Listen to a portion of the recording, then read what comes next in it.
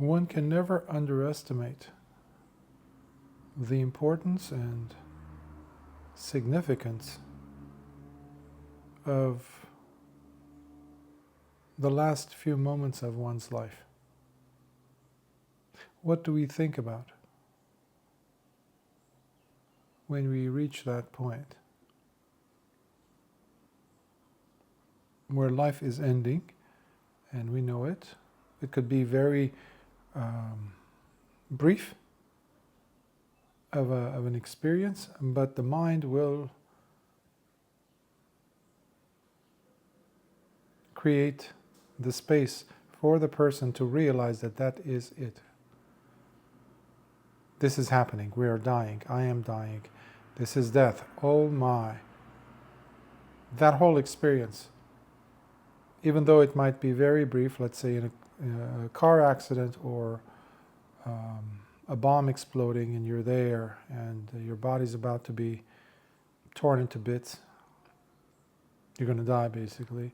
So it could be that sudden, or it could be a longer in duration, such as a person who's going through chemotherapy or a cancer or slow death, as they say,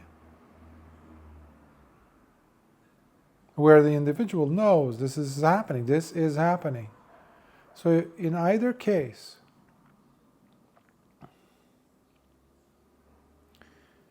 it is crucial for us to pause and to prepare ourselves for that. The significance of it, because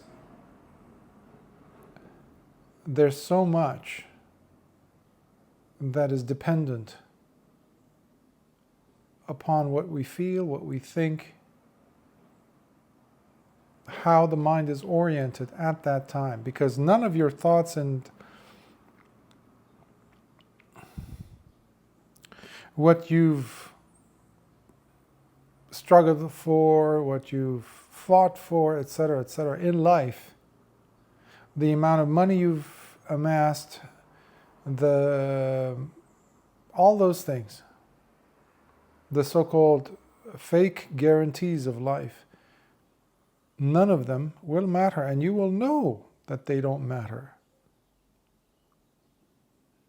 What matters, however, and you will know this as well, is how you're feeling at that moment. Is there perturbance? Is there agitation? Is the mind calm, tranquil, or shaken up all over the place?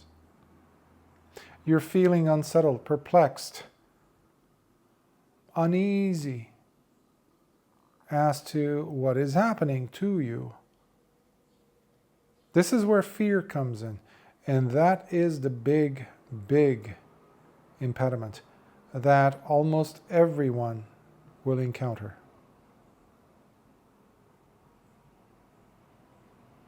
The fear of,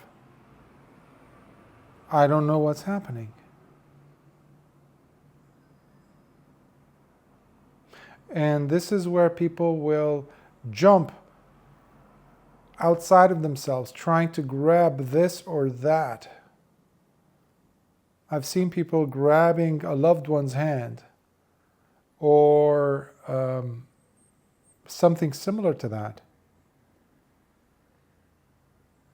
People wanting to hold on to memories. Oh, remember this or remember that? Oh yes, we used to do this, we used to do that, we used to go there. Oh, that incident, do you recall that?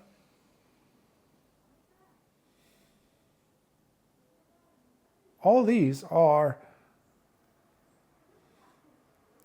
us trying to latch on to a snippet of what is known because we are hanging from the ledge of the abyss.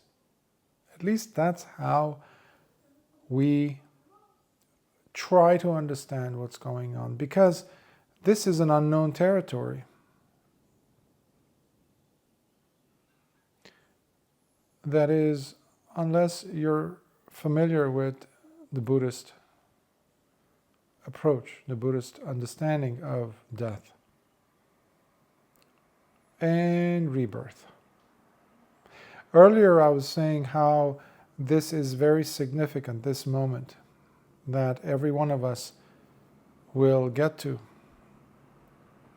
sooner or later. I meant in the context of what will happen next. There is no ending as such. If we look at things the way it is presented in the Dhamma, in Buddhism, you will see that there is no dead end in a sense. But that's how we feel. Because we are uneducated, because we are not well informed as it relates to that moment of death, because we think it is the end, the period. And there's nothing beyond it, and you're going to be eliminated, extinguished, wiped out. Everything else that you fought for, loved, cared for, cherished, all of that is gone. It meant nothing. So of course the person starts to be antagonistic towards that moment of death. No wonder we've always looked at death as something horrific, terrifying. But if you poke around, you will see that it's none of those things. Ultimately, what it is, however, is the fear we have. We abhor, we hate that feeling of fear. Of what? The unknown. So we develop all these emotions around that. Even when you're not there at that ledge, you're not there at that station or that point in life.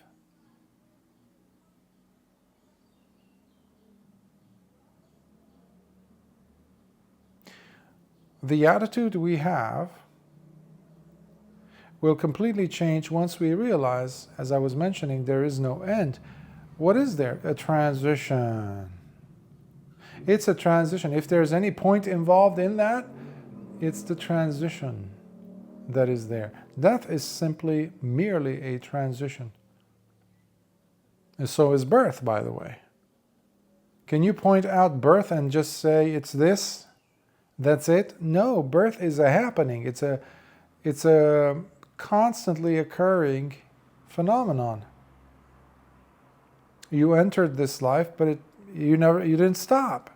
You've been going full speed. Well, what makes you think that once you get to death, that's an end? It's not an end either. It's also a transition. So, in the Dhamma, in the Buddhist, according to the Buddhist principles, as it relates to death, death cannot exist without rebirth somewhere. This is, of course, in the case of putthajanas, of individuals who have not realized the mind. They have not awakened. They have not cut themselves loose from suffering, the cycle of suffering, which we call samsara. Now, I mentioned about the importance, the significance of that moment. Of course, it's not just that moment. How one has lived one's life plays a huge role in this, because what you constantly think about, that becomes your reality. So if you're constantly inundated with thoughts of fear, uncertainty, when the moment of death comes, it's not going to all of a sudden, change where you have now a tremendously powerful sense of comfort for no reason, just showed up like that. No, there was a momentum that you've had throughout life. So it just adds, it reaches a climax, if you will. It comes to a point, a single point. However you've lived, thought, felt throughout life primarily, that reaches a high point. And that is from where people propel themselves. That is the springboard, the jumping board that they use. That emotional springboard is what pushes them into the next birth. When you land, you won't land into a totally different atmosphere, emotional atmosphere, physical even atmosphere. That physical could be for the person, for that being, for that, we call it nama rupa, the name and form that lands somewhere based on that intensity of craving, the wanting, the desire for re-becoming, which is bhava in Pali. Now when that being has nama rupa and the consciousness coming together,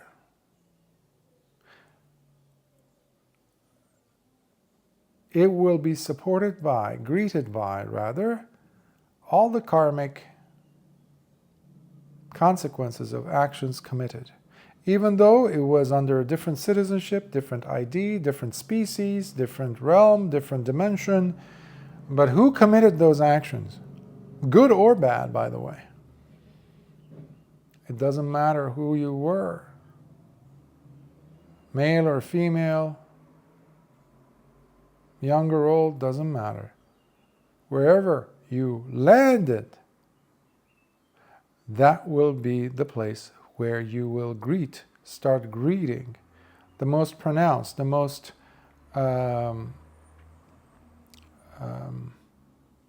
relevant, pertinent, karmic consequences, given the status, given the conditions where you landed.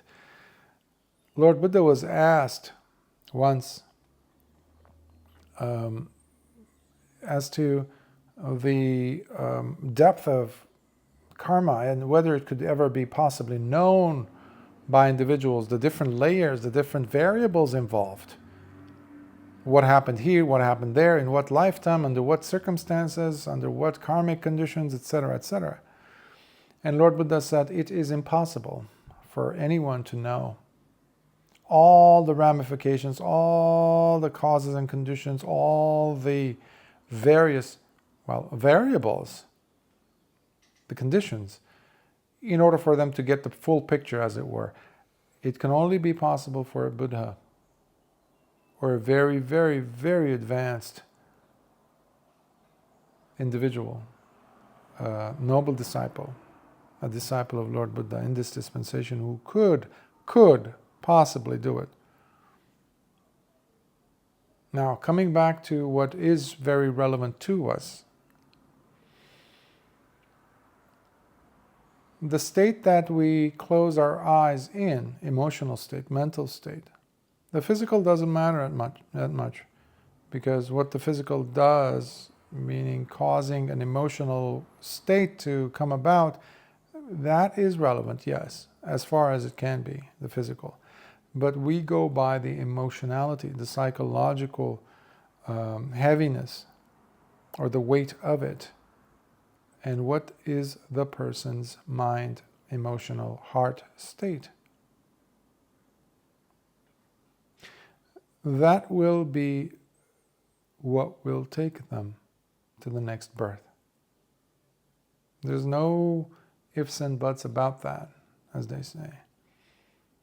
Anything different that could happen.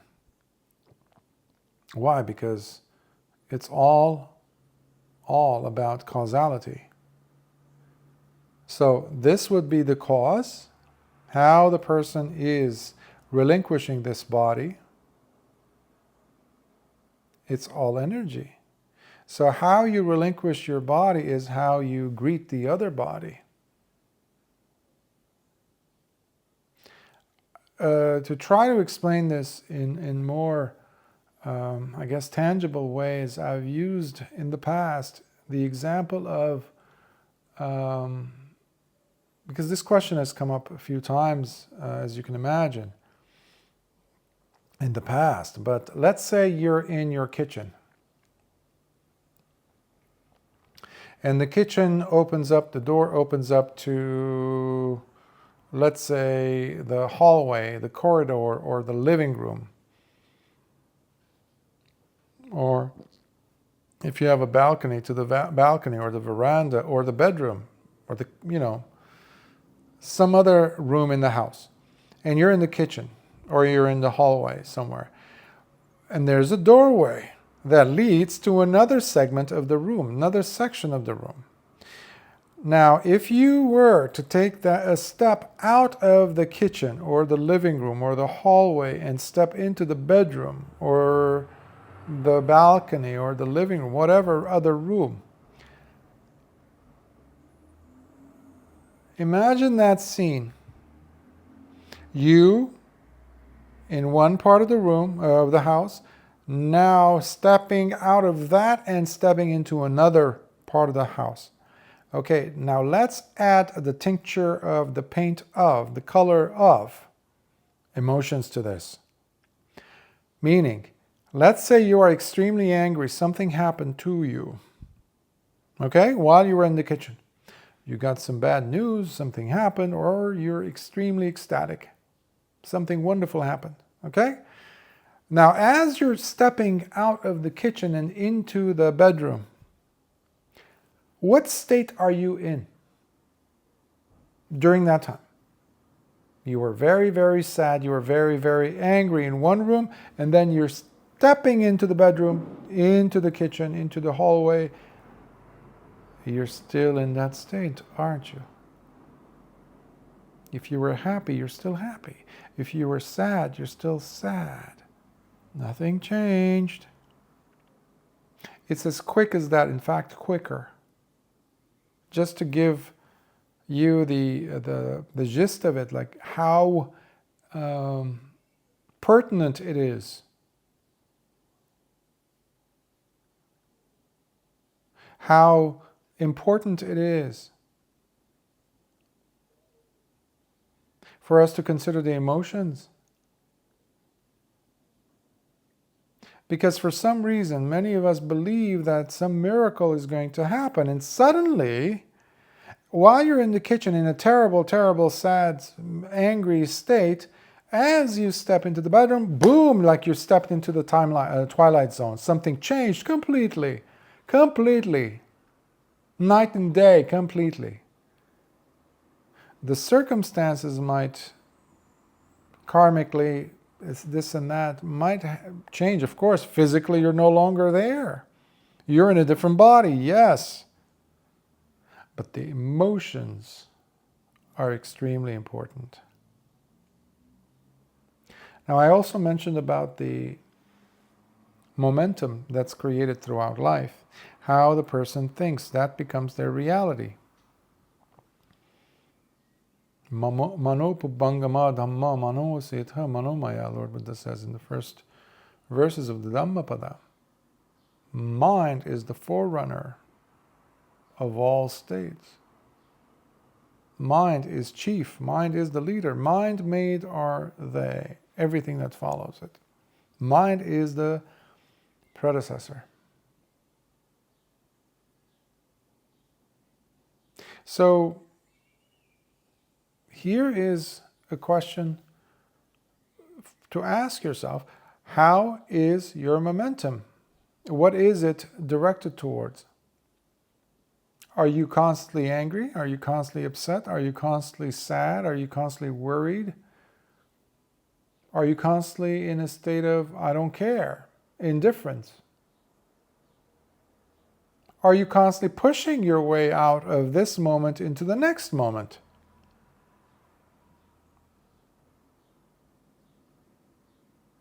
Are you constantly drowsy, sleepy, always making excuses, blaming this or that? That's going to be what will greet you in the next moment when you open your eyes again. So I hope this is answering your question.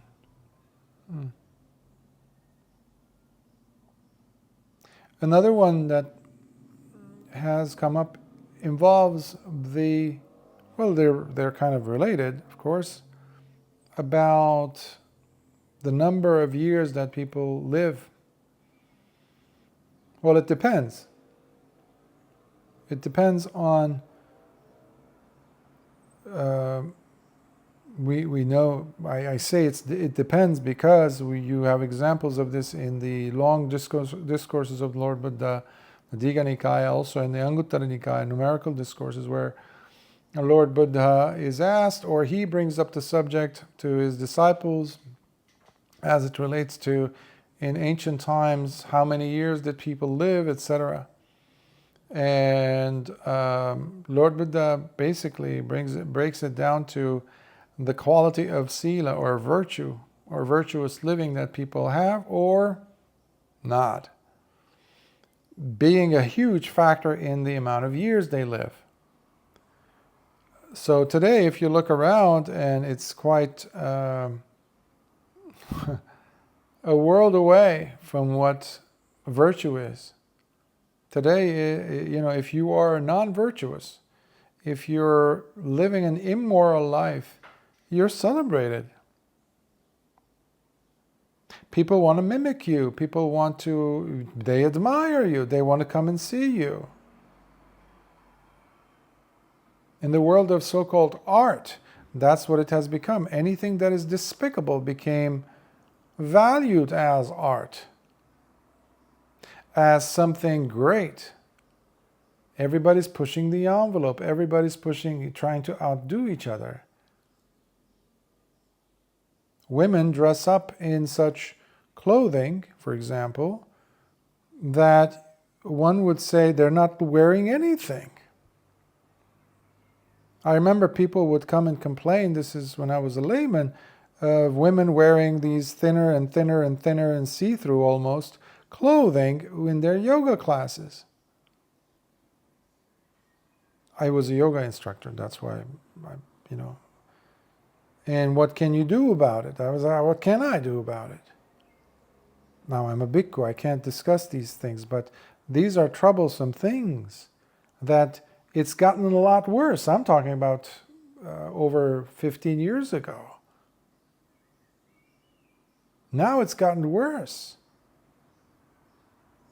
And everybody's trying to copy each other. So virtue is out. Criminality is in a boom. Drugs are being legally taken, legally sold. People used to get to go to prison even if they were caught carrying a little bit of something in the past. Probably they're still in jail, serving a life sentence. And now people are in broad daylight, go and buy it legally, officially, formally, and everybody's fine with that. What happened? Basically, there is no virtue. Children don't have their parents as their role models anymore. I remember young boys used to have their fathers as their role models. Now they're the wrong role models. Mothers the same. Mothers are competing with their daughters to look younger and prettier, more attractive. The things that they wear. It's despicable. Well, that affects the lifespan. Ironically, people, despite the fact that we're living in very unvirtuous times, people are somehow hoping that they will live forever and ever and ever. Long lives. Like, what kind of a life is that? So that takes us to living in hedonistic ways. Basically, you had these teachers at the time of Lord Buddha, hedonism and all that, materialism, where there's no consequence to your actions. You had characters like this, where Lord Buddha really tears into them, even though some people might not think that Buddhism is like that, but that's what it is. Lord Buddha did not just not speak about, not point out individuals indefinitely or categorically, avoided that. That's absolute nonsense.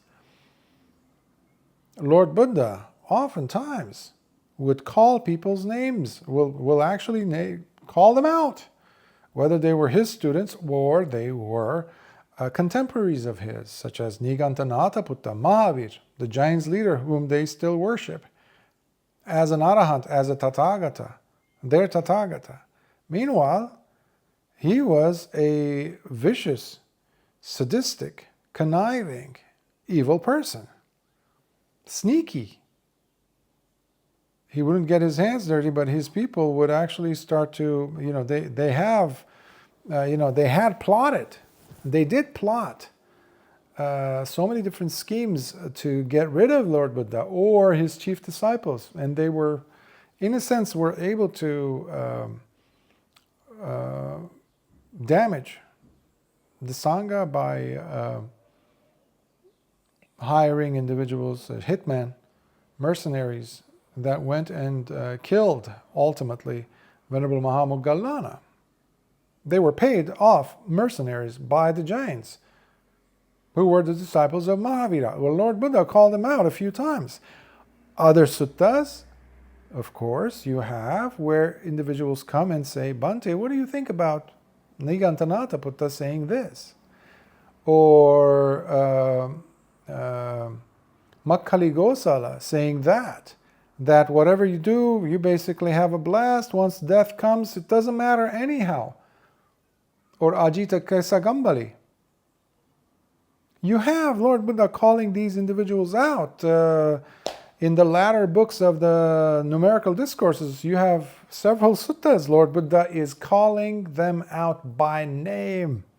And not only that, but he's saying this is where they're going to end up. Worst places in hell. Now imagine people actually saying that in this time and period, that we're living in. Buddhists are afraid of calling out. They're afraid of confrontation. Everybody's trying to save face. Everybody's trying to not rattle the boat or not be on the wrong, side of what's popular. Not rubbing people the wrong way. Being accepted, basically. That's what we have today. That's why I don't see that many people having the guts to come forward and saying, you are not speaking what is according to the Dhamma. Yes, you are very famous. Yes, you are this or that teacher. But I'm sorry, what you're saying is not valid. That's also living non-virtuously, by the way. So it's not about sexual, sensual. No, the biggest one is adhammic living, and that's what we have. So when I say the Sangha is corrupted, that's terrible. Because you're supposed to be a light source, a lighthouse of wisdom, of tradition that is going back to 2,600 years to the teachings of Lord Buddha, which must show in your life, in your behavior, in the way that you conduct yourself. So there shouldn't be any dichotomies there. You shouldn't be creating confusion and perplexity in people's minds, the public, the supporters. Because that's going to create suffering for them, and because you're creating suffering for them, you're creating definitely suffering for you. So if there's ignorance while you're in this side of the house, in this room, and you leave from here at the moment of death and you go to the next room, guess what? You're carrying your luggage with you. Your emotional luggage and your karmic luggage. Two different things.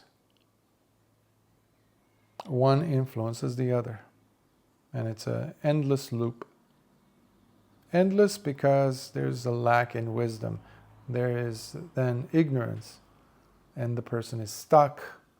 That's why people are stuck. For that reason, it's funny when I hear people say, I want to live forever, I want to live for a long time. Like, yeah, but you're stuck. Here you have a chance to, because the Dhamma is still available, the teachings are available for you to dig into and really extract something wonderful and useful for you to not suffer.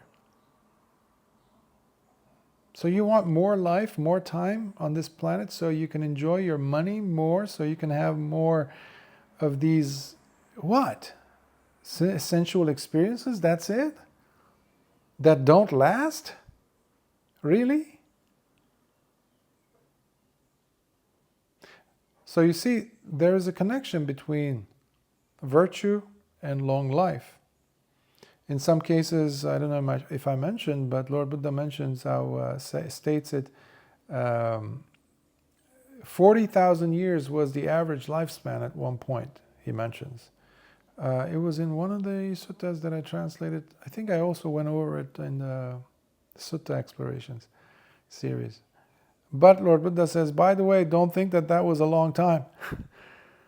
They were actually an average.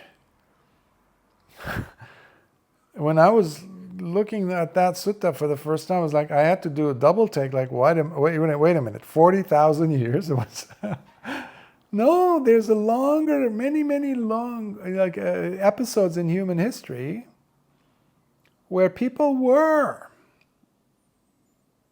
maintaining sila, maintaining virtue. And that has a direct correlation to the lifespan. Now you go to a place in, war-torn country. Chances are you're going to find majority of the people are in fear, in trauma, in physical trauma, dangerous situations. I remember when I was growing up in the 70s, 80s, that was, many people were thinking of, I know my cousins, for example. My cousin, first cousin, he was shot and killed, and he was barely 23. And he was like, my mom loved him. He was the beloved, I guess, member of the whole extended family, because he was smart, he was intelligent, he was attractive, he was very charismatic, very handsome, very kind, but he was shot and killed. But that's not that's not an unusual situation. That's what I'm trying to say. Many thousands of families in Lebanon ended up losing their loved ones like that. And in different situations where they're here now and they're gone the next. So you also have, it's a big topic. I can't do it now. Again, it's related to the kamma. The virtue has everything to do with kamma. Kamma means action, and action needs to have, or action has to have kamma. The presence of virtue or non-virtue in there. Okay? Otherwise, it's neutral and it cancels itself out. So the merits that are caused by one's actions come about because of the presence of intention, which ties into the earlier question that I was answering, that moment of death and where the person lands. Because last week the issue had come up, or the question, I think it was, about heavenly beings, and because there's this whole idea that once you're reborn in heaven, it's a saintly thing. No, it's not a saintly realm. They have more sex than human beings could ever imagine in some of these heavenly realms, for example. They get more intoxicated than people do in, Oktoberfest in Germany. More than a bar in, Ireland or Scotland. I don't know where they drink, Scotch, I guess it's called, whiskey. They get more inebriated in some of these realms. Some of these realms, people are intoxicated with music.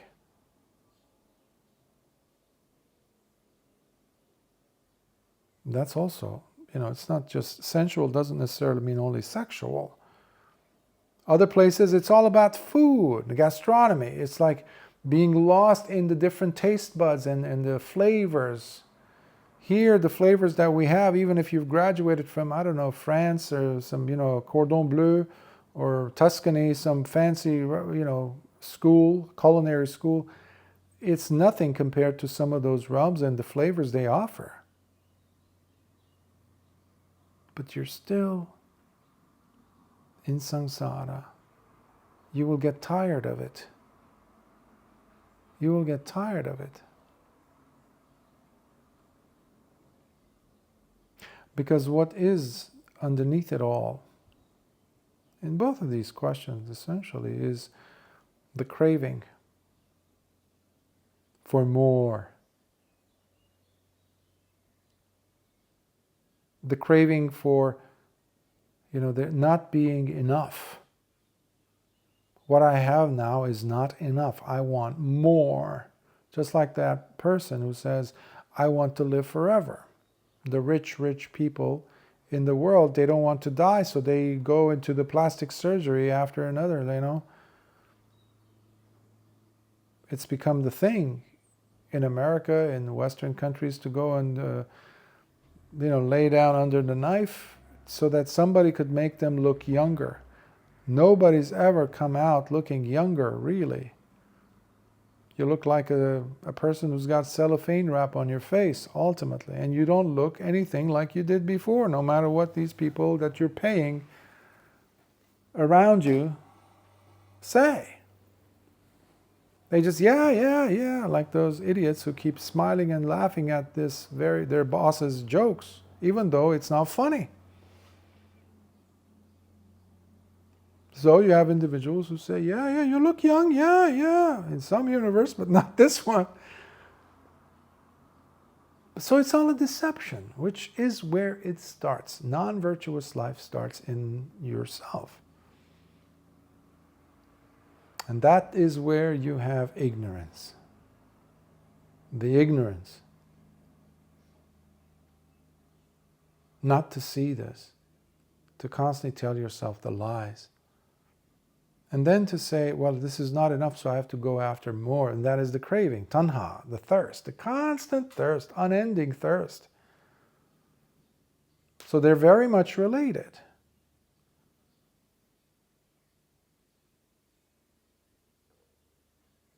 So again, Kamma is a long discussion. I don't have the time for that now.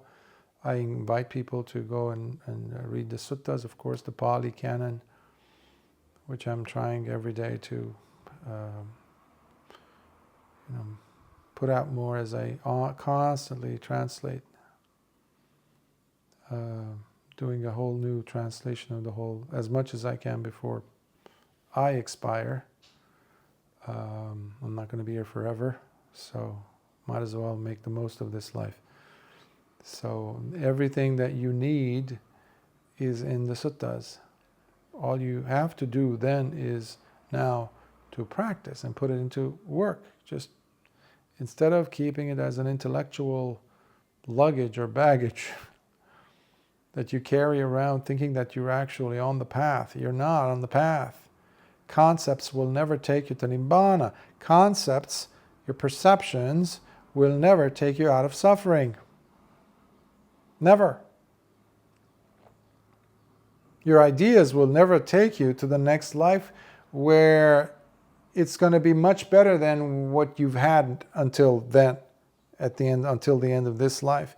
Your perceptions are, of course, your concepts are, of course, useful in their own right, but they need to bring about a state of contentment in you. They need to get you to a point where there is ease in you. No more suffering in you. You must have tasted. You must taste. But by the end of your life, you must have tasted something that is comforting, that is stainless, that is taintless, that is loving, that is beautiful, where you can find solace. That becomes your refuge. That's what Lord Buddha says when he says you need to become your own island. Deepa.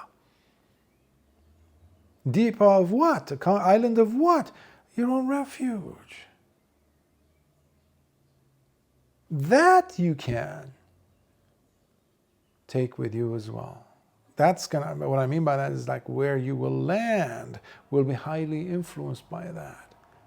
And that is the transition point where a person can break free totally and not even land anywhere. They break the chain. What I was saying earlier about Namarupa and Vijnana not coming together. It doesn't click. It doesn't happen. The plug is not connected anymore. The computer never gets turned on. And the battery just ran out. So, but the person has to be living a life that supports that.